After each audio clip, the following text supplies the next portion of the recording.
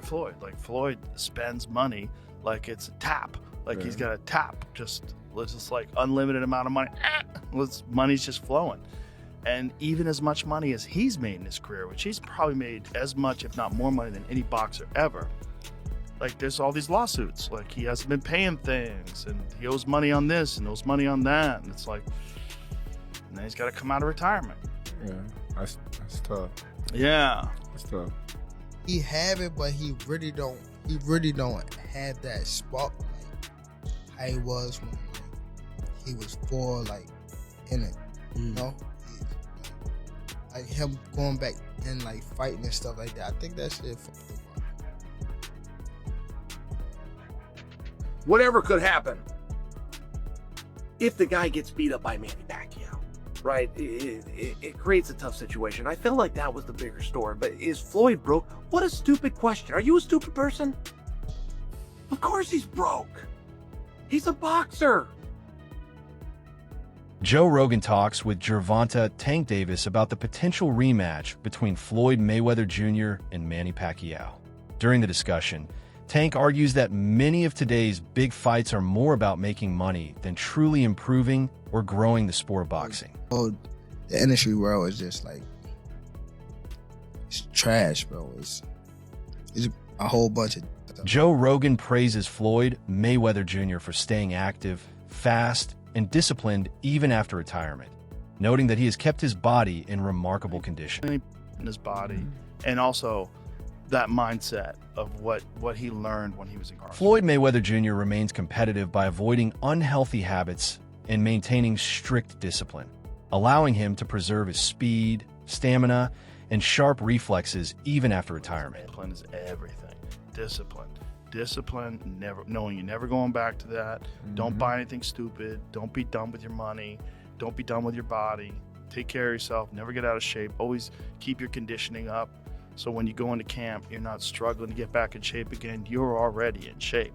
Now you're just working on your skills and honing everything to a razor sharp. Max Kellerman says Floyd Mayweather Jr. still displays elite defense and speed, and believes a fight with Manny Pacquiao could still be exciting. I think I would have always favored Mayweather to win the fight. The point is that because it happened after its expiration date, we will never have the actual answer. You and I might agree, Mayweather was too long, too good a boxer, naturally bigger guy and better defense. But we will never actually know the answer to that question because we never got to see it 5 years earlier.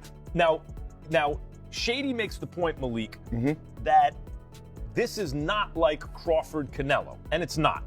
But it's also not exactly like Jake Paul and Mike Tyson. It's nowhere near right? that stuff. So what is it? What are we? Because Netflix doesn't seem to care if this is more of kind of a carnival or an exhibition, or if it's like the greatest, biggest fight in the world. What they're looking for are eyeballs, right? Where does this fall? Mayweather and Pacquiao on the most legitimate Crawford-Canelo side of the spectrum, or the kind of sideshow Jake Paul, Mike Tyson side? Gervonta Davis believes the proposed fight between Floyd Mayweather Jr. and Manny Pacquiao is mainly about making money. He need the money. I'm telling you. Does he have a chance to win? Top Rank ain't playing like that, and they ain't playing like that. So you don't see they ain't playing like. Chael Sonnen argues that the criticism is unnecessary because every professional works to earn an income, and Floyd Mayweather Jr. continues to fight because boxing is still his profession. Why do you get up every day and go to work? Why are you going to your job next week? Why will you be at your job the week after that? Because you need the money. What's wrong with that? And why are we attempting to tease Floyd? Is Floyd Mayweather? Yes, he's broke. Of course he's broke. He's a boxer. Did they say he can't read? That's not to tease him. They say that he can't read. His best friend at the time said that he can't read, and he never denied it. I don't tease him for it. He grew up in a boxing gym, right? It's one of these things. You know what you know. You know what you were taught. I didn't teach him about contracts. I didn't teach him about saving. I didn't teach him about investments. Who would have taught him these things? Of course he's broke. He's a gambling addict. He got baby mamas all over the... What do you mean is he broke? Of course. Meanwhile, Manny Pacquiao says that a victory would inspire the new generation and demonstrate determination, discipline, and ambition to younger fighters entering professional boxing today. It's a very good inspiration for the young kids. Not only to all the boxers, but also to the people who have dreamed. Even though I'm 46, if you're still dreaming in your life, you can make it. Few things resonate more deeply than watching someone defy the odds and triumph. For many fans, and especially for Filipinos, Manny Pacquiao embodies hope, pride, and the possibility of rising above it all. During the discussion, he explains that a rematch between them would not truly damage either fighter's legacy. According to him, both men have already secured their place in boxing history through decades of elite performances and historic victories. He reminds listeners that he clearly won the first fight and still appears physically fresh compared to many retired fighters. Because of that, a second fight would be more of a spectacle rather than a defining moment for their careers. Shouldn't. But if Pacquiao were to beat Floyd in this exhibition or fight or whatever they're going to call it, do you think it shouldn't, but do you think that affects either one of their legacies? Not at all. No, That's Not we at talking all. about grandfathers. not We talking true. we talking about grandfathers fighting each other. That's what we talking about. It's not. Come on, man. Wait. I said, it's the zero line. Little bit. No. I'm not saying it's a transformative thing, but to say it doesn't affect it at all is probably not right, and I'll tell you why. Because if Pacquiao should win, for example, there will be those who say, well, when Mayweather beat him the first time, they were both past their primes. Certainly Pacquiao, who had been destroyed by Marquez, right, knocked out, was not the world-beating terror. Yeah, and the rotator cuff, but he was a world-beating terror 5 years before that when he was running. At the same time, he admits that public perception could still shift slightly depending on the result. If he were somehow defeated, some fans might revisit the original fight and question the timing of their first meeting. Critics could argue that when he won the initial bout, both fighters were already past their absolute peak years. Others might also recall that he previously suffered a devastating knockout loss, which some believe affected his momentum going into the matchup. Still, he stresses that boxing history for both champions is already written. Their achievements across multiple divisions cannot be erased by a late-career, exhibition-style fight. Even if the outcome surprises people, their legendary status in the sport will remain intact. Also Cotto and Hatton and beating them worse than Floyd was beating them, right? That's when we wanted to see the fight. Happens 5 years later. Right. Yeah. So people will point to that and say, and then when they were much older than that, but the first fight wasn't like, They both was in their prime. yeah, and neither was it lopsided.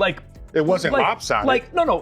Floyd on. Mayweather won decisively, but he'll even tell you that was one of his trickiest fights. That's the only reason why I think it shouldn't be a second fight, because to me, Floyd handled him so think easy. about what I know Max is saying. Pacquiao said otherwise. Yeah, but what but I'm the saying visual- is, people, if Pacquiao wins a rematch, because I agree, it's like with an asterisk, but if he does that, it will affect people's thinking a little bit.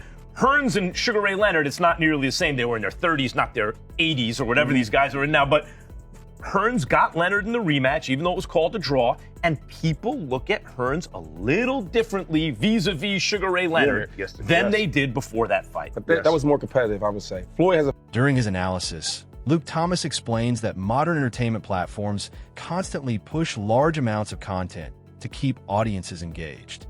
According to him, this non-stop stream of events can sometimes make everything feel less special and slightly dull. He believes many people are drawn to nostalgia because earlier eras of sports and entertainment often felt more vibrant and memorable. While Luke Thomas admits that this observation is mostly personal rather than supported by hard data, he still argues that something about modern life makes the past appear more exciting and appealing.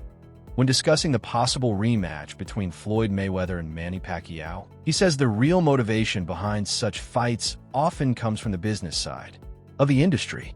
He explains that companies like Netflix are eager to enter the live sports event market, and since Mayweather and Pacquiao still carry global name recognition, combining them in one event could attract a massive audience even years after their primes.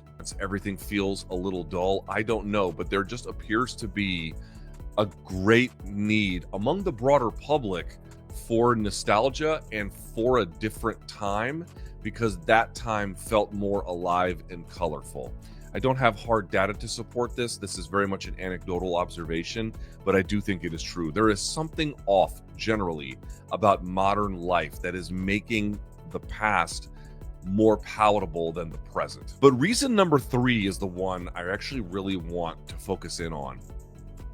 I asked earlier, why is this fight being made? And the answer is, on some level, relatively obvious. As I mentioned, they're broke, blah, blah, blah. But the other one is like, why is Netflix making this? Well, they want to get into the big live event business, and Floyd still has some popularity, Manny still has some popularity, and then together, they might be bigger than the sum of their parts individually, certainly. Luke Thomas also highlights how streaming has changed the economics of boxing.